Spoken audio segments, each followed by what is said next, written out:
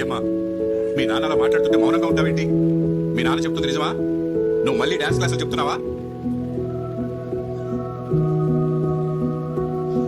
ఏయ్, లేదని చెప్పవే.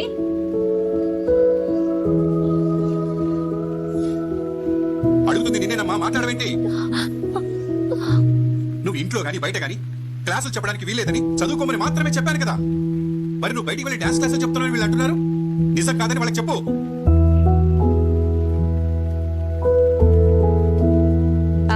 అబ్బా అడ్డంగా దొరికిపోయేసరికి కుటుంబం అంతా కలిసి ఏం నాటకాలు ఆడుతున్నారా?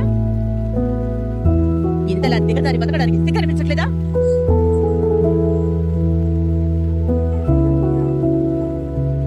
ప్రేమ మాట్లాడు. నువ్వు డాన్స్ క్లాసులు చెప్తున్నావా?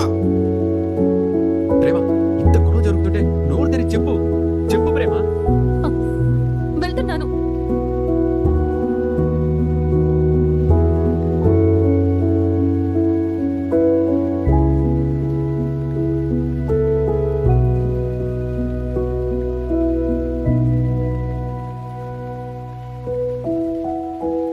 నువ్వు చదువుకోవడం తప్ప ఎలాంటి ఉద్యోగం చేయడానికి వీల్లేదు అని చెప్పాను.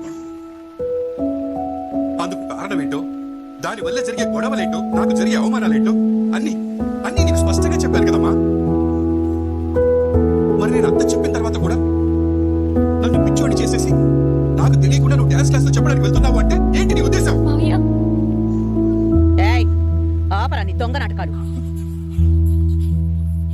నువ్వే నా మేనకోడతో పని చేస్తున్నావు నాకు తెలుసు.